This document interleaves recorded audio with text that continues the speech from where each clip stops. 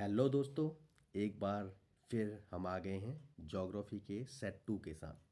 तो बिना time loss किए बढ़ते हैं अपने क्वेश्चन नंबर फर्स्ट की तरफ। तो हमारा जो पहला क्वेश्चन है वो है, विश्व में सबसे अधिक ज्वारीय ऊर्जा उत्पादन करने वाला देश कौन सा है? Option number a Bharat, b France, c दक्षिण कोरिया और डी कनाडा। तो सबसे अधिक ज्वारीय ऊर्जा उत्पादन करने वाला देश कौन सा है? तो इसका जो राइट आंसर है वो है ऑप्शन नंबर सी दक्षिण कोरिया। तो जो विश्व में सबसे अधिक ज्वारीय ऊर्जा उत्पादन करने वाला देश है वो है दक्षिण कोरिया।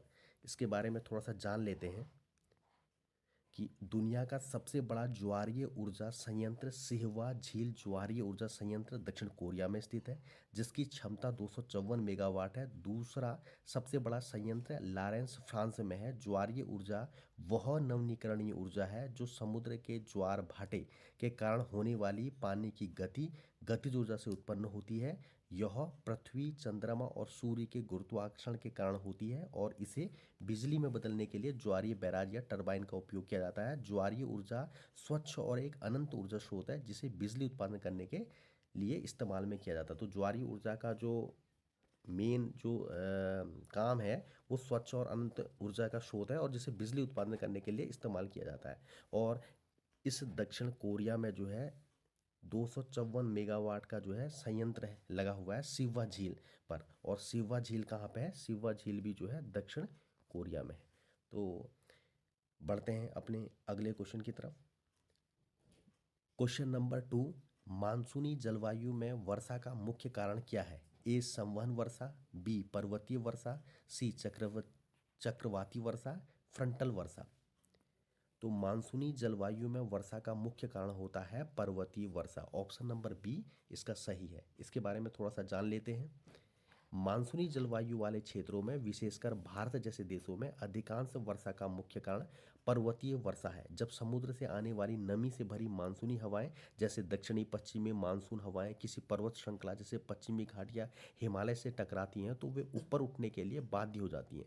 जैसे ही हवा ऊपर उठती है वो ठंडी होती जाती है, जिससे जलवाष्प का संघनन होता है और बादल बनते हैं, जिसके परिणाम स्वरूप भारी वर्षा होती है। यह प्रक्रिया पर्वतों के पवन अभिमुख ढलानों पर होती है। अन्य प्रकार की वर्षा जैसे संवहनी वर्षा और चक्रवाती वर्षा भी होती है कह रहा है।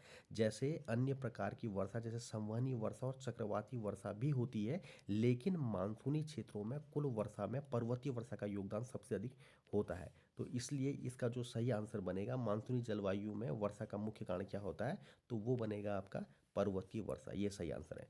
बढ़ते हैं अगले क्वेश्चन की तरफ। कोपेन जलवायु वर्गीकरण में AW का क्या अर्थ होता है? ए उष्ण कटिबंधीय वर्षावन, बी उष्ण कटिबंधीय घास भूमि, सी शीत मरुस्थलीय, डी टुंड्रा। तो कोपेन जलवायु वर्गीकरण में AW का क्या अर्थ है? तो इसका जो सही आंसर है वो है ऑप्शन नंबर बी उष्ण कटिबंधीय घास भूमि। तो इसके बारे में थोड़ा सा जान लेते हैं। कोपेन जलवायु वर्गीकरण प्रणाली में ए अक्षर उष्ण कटिबंधीय जलवायु को संदर्भित करता है, जहां सभी महीनों का औसत तापमान 18 डिग्री सेंटीग्रेड होता है।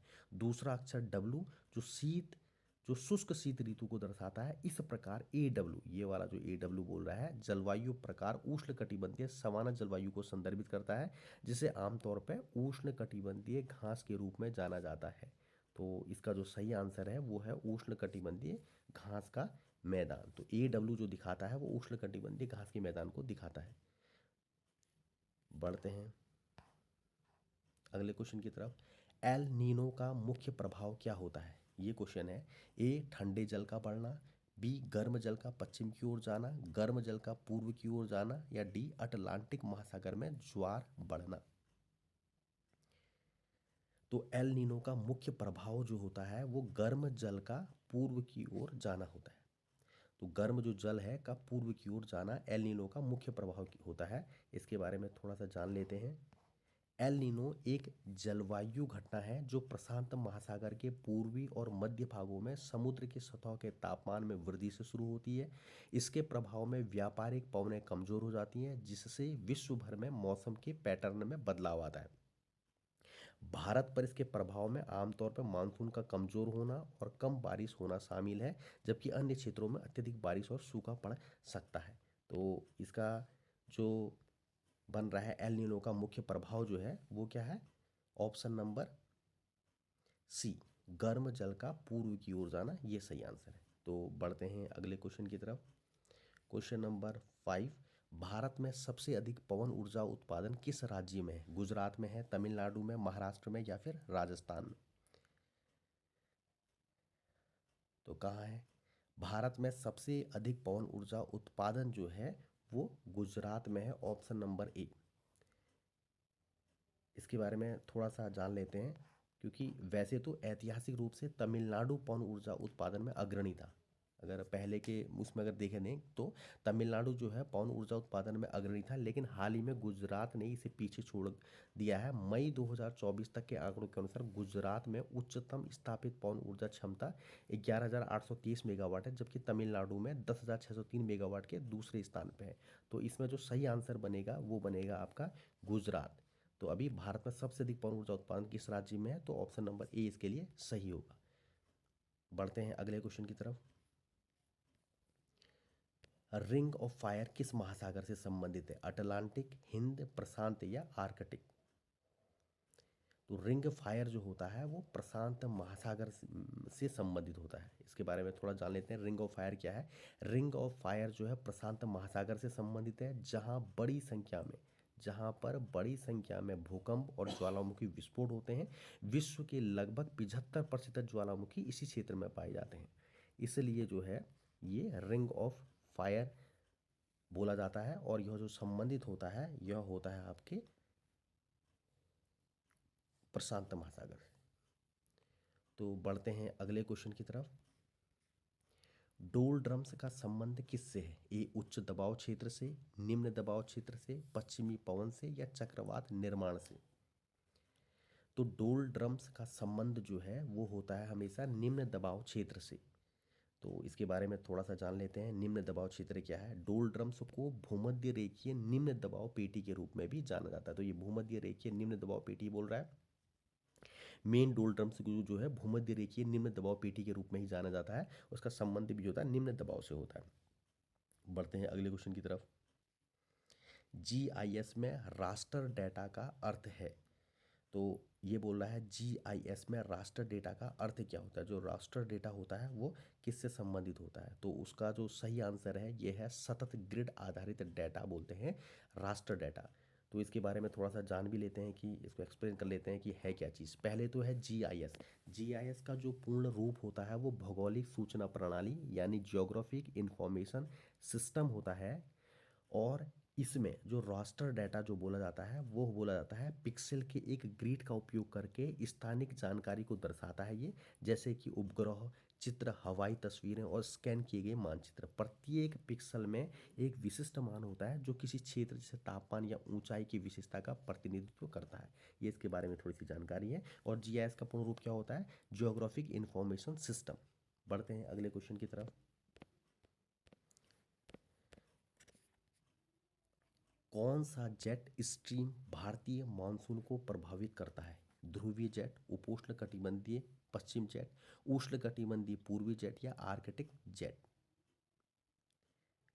तो इसका जो सही आंसर है वो है ऑप्शन नंबर सी, उष्णकटिबंधीय पूर्वी जेट। तो भारतीय मानसून को प्रभावित करने वाला जो जेट है वो उष्णकटिबंधीय पूर्वी जेट है। इसके बारे में थोड़ा जान लेते हैं। इसमें जानकारी नहीं है, बस नॉर्मल है कि जो है केवल कौन सा जेट स्ट्रीम भारतीय मानसून को प्रभावित करता है। तो सिर्फ जो है इसका आंसर है केवल उष्णकटिबंधीय पूर्वी जेट जो है वो मानसून को प्रभावित करता है। बढ़ते हैं अगले क्वेश्चन की तरफ। विश्व का सबसे बड़ा डेल्टा कौन सा है? नील, अमेजन, गंगा, ब्रह्मपुत्र या मिसिसिपी? बताना है कि विश्व का सबसे बड़ा डेल्टा कौन सा है। तो विश्व का सबसे बड़ा डेल्टा गंगा ब्रह्मपुत्र का ही डेल्टा है। गंगा ब्रह्मपुत्र डेल्टा, जिसे सुंदरबन डेल्टा के नाम से भी जाना जाता है, ठीक है, विश्व का सबसे बड़ा डेल्टा है। यह भारत, पश्चिमी बंगाल और बांग्लादेश में फैला हुआ है। इसका निर्माण गंगा, ब्रह्मपुत्र और मेघना नदियों के संयुक्त जल से होता है, जो बंगाल की खाड़ी में विलीन हो जाती हैं। यह दुनिया का सबसे उपजाऊ क्षेत्र में से एक माना जाता है। बढ़ते हैं अगले क्वेश्चन की तरफ। Question number 11वां। पृथ्वी की कौन सी परत कन्वेक्शन करंट पाए जाते हैं? पृथ्वी की कौन सी परत में कन्वेक्शन करंट पाए जाते हैं? स्थलमंडल में, मेंटल में, बाहरी कोर में या आंतरिक कोर में? तो इसका सही आंसर है ऑप्शन नंबर बी, मेंटल जो है पृथ्वी की कौन सी परत में, यानी मेंटल परत में कन्वेक्शन करंट पाए जाते हैं। इसके बारे में थोड़ा सा एक्सप्लेन कर लेते हैं कि मेंटल पृथ्वी की सबसे मोटी परत है। इस परत के भीतर गर्म पदार्थ ऊपर उठता है, ठंडा होता है और फिर नीचे डूब जाता है, जिसे संवहन धाराएं, कन्वेक्शन करंट्स उत्पन्न होती हैं। इसी से क्या होती हैं? संवहन धाराएं, इंग्लिश में बोलते हैं कन्वेक्शन करंट उत्पन्न होती है। ये धाराएं ऊपर स्थित लिथोस्फीयर की टेक्टोनिक प्लेटों की गति के लिए प्रेरक शक्ति मानी जाती है, जिसे भूकंप और ज्वालामुखी जैसी भूवैज्ञानिक घटनाएं होती हैं। बढ़ते हैं अगले क्वेश्चन की तरफ। ट्रांस ह्यूमन्स किससे संबंधित है? जनसंख्या विस्फोट से है, मौसमी पशुपालन से, अंतर्राष्ट्रीय प्रवास से या फिर कृषि उद्योग से? तो इसका जो सही आंसर है वो बनेगा ट्रांस ह्यूमन्स जो है वो मौसमी पशुपालन से संबंधित होता है। थोड़ा सा एक्सप्लेन कर लेते हैं। ट्रांस ह्यूमन्स क्या है? जिसे मौसमी पशुचारण भी कहते हैं। एक प्रकार का पशुपालन है जिसमें चरवाहे अपने पशुओं जैसे गाय, भेड़, बकरी को चारागाहों की उपलब्धता के आधार पर मौसमी रूप से एक स्थान से दूसरे स्थान पर ले जाते हैं। तो क्या है? ट्रांस ह्यूमन से किससे संबंधित है? तो ट्रांस ह्यूमन जो संबंधित होगा किससे होगा? मौसमी पशुपालन से संबंधित होगा। बढ़ते हैं अगले क्वेश्चन की तरफ।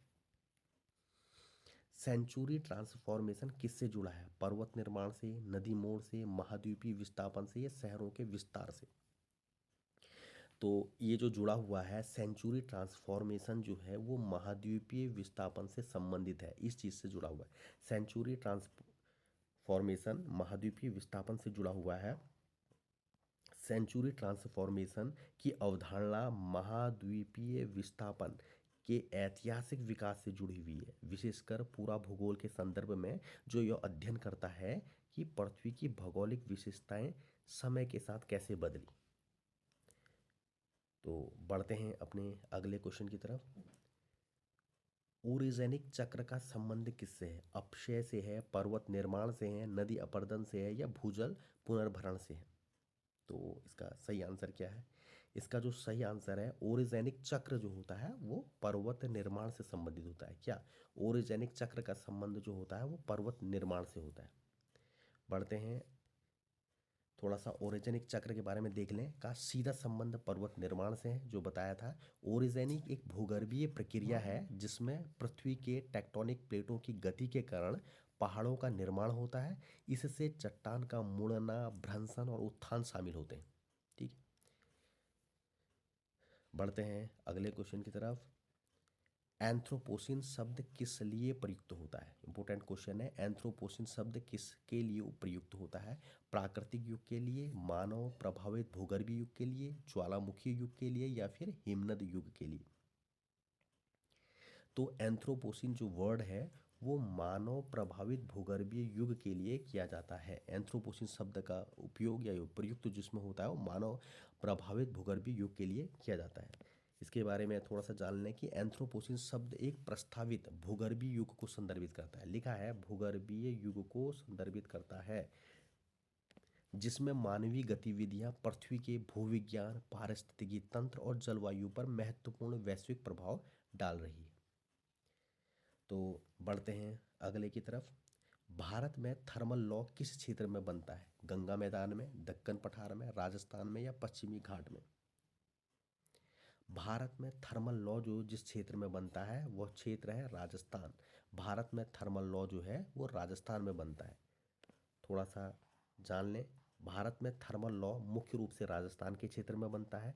थर्मल लॉ एक निम्न वायु दाब का क्षेत्र, जो थर्मल लॉ हम यूज़ करते हैं उसको क्या होता है, थर्मल लॉ अपने आप में एक निम्न वायु दाब का क्षेत्र है, मतलब जो अत्यधिक गर्मी के कारण बनता है। और थार मरुस्थल राजस्थान में ग्रीष्म ऋतु के दौरान तापमान बहुत अधिक होता है, जिससे हवा गर्म होकर ऊपर उठती है और निम्न दबाव का क्षेत्र बनाती है। बढ़ते हैं अगले क्वेश्चन की तरफ। ईएनएसओ इनसो के दौरान भारत पर प्रमुख प्रभाव क्या होता है? जो ईएनएसओ है के दौरान भारत पर प्रमुख प्रभाव क्या होता है? अधिक वर्षा होती है, कम वर्षा होती है, कोई प्रभाव नहीं होता या केवल पूर्वोत्तर प्रभावित है? तो ENSO जो है, एनसो के दौरान भारत पर प्रमुख प्रभाव जो है कम वर्षा का होता है। इसके बारे में थोड़ा सा जान लेते हैं क्या है ENSO। देखो, ENSO का मतलब होता है एल नीनो दक्षिणी दोलन। ठीक है, इसे बोलते हैं एल नीनो साउथर्न ओसिलेशन। कि एल नीनो चरण का भारतीय मानसून पर विनाशकारी प्रभाव पड़ता है। एल नीनो वर्षों के दौरान भारत में औसत वर्षा में भारी कमी हो आती है। तो भारी मतलब कमी होना ये दिखाता है, जिससे अक्सर सूखा भी पड़ता है। तो इसके बारे में एल नीनो दक्षिणी दोलन के नाम से ENSO जाना जाता है। तो बढ़ते हैं अगले क्वेश्चन की तरफ। मोरलैंड किस जलवायु क्षेत्र में पाया जाता है? उष्ण कटिबंधीय में, उपोष्ण कटिबंधीय में, समशीतोष्ण में या फिर डी ध्रुवीय में? तो जो मोरलैंड जो है वो जिस जलवायु में पाया जाता है वो जलवायु है समशीतोष्ण। समशीतोष्ण जलवायु में मोरलैंड जो है पाया जाता है। इसके बारे में थोड़ा सा है कि मोरलैंड जो है एक प्रकार का बायोम है जो मुख्य रूप से समशीतोष्ण क्षेत्रों में ही पाया जाता है। बढ़ते हैं अगले की तरफ। भारत में ब्लैक रीजन किसे कहा जाता है? Important question. गंगा जलोढ़ मैदान, दक्कन का पठार, तटीय मैदान या फिर हिमालयी घाटियां? तो जो भारत में ब्लैक रीजन है वो किसे कहा जाता है? वो कहा जाता है दक्कन के पठार को कहा जाता है। क्योंकि दक्कन का पठार में क्या है, काली मिट्टी की प्रचुरता होती है, काली मिट्टी बहुत ज़्यादा है वहाँ पे, इसलिए भारत में ब्लैक रीजन के नाम से दक्कन का पठार को कहा जाता है। और काली मिट्टी किसके लिए, किस खेती के लिए उपयुक्त होती है? कपास की खेती के लिए। तो बढ़ते हैं अगले क्वेश्चन की तरफ। भारत में सबसे अधिक शहरीकरण किस राज्य क्षेत्र में है? महाराष्ट्र में, तमिलनाडु में, दिल्ली में या फिर गोवा में? तो भारत में जो सबसे अधिक शहरीकरण है वो कहाँ है, किस राज्य में? तो वो है गोवा में। तो सबसे ज़्यादा शहरीकरण गोवा में। बढ़ते हैं अगले क्वेश्चन की तरफ। कौन सा देश फाइव आइज अलायंस का सदस्य नहीं है? तो इसमें पता होना चाहिए कि फाइव आइज अलायंस में कौन कौन से सदस्य देश आते हैं। तो इसके बारे में थोड़ा सा जान लेते हैं। फाइव आइज अलायंस क्या है? देखो, फाइव आइज अलायंस एक खुफिया साझाकरण नेटवर्क है जिसमें 5 देश शामिल हैं। ये 5 देश शामिल हैं, कौन कौन से हैं? एक आपका ऑस्ट्रेलिया, एक कनाडा हो गया, न्यूजीलैंड हो गया, यूनाइटेड किंगडम ब्रिटेन और संयुक्त राज्य अमेरिका हो गया। तो 5 देश इसमें शामिल हैं, Australia, Canada, New Zealand, United kingdom और संयुक्त राज्य अमेरिका। ये आपको जानना है फाइव आइज अलायंस के।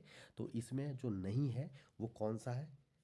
तो देखो, तो इसमें अमेरिका तो आ रहा है, ब्रिटेन, न्यूजीलैंड भी है। तो जो नहीं है, कौन सा देश फाइव आइज अलायंस का सदस्य नहीं है?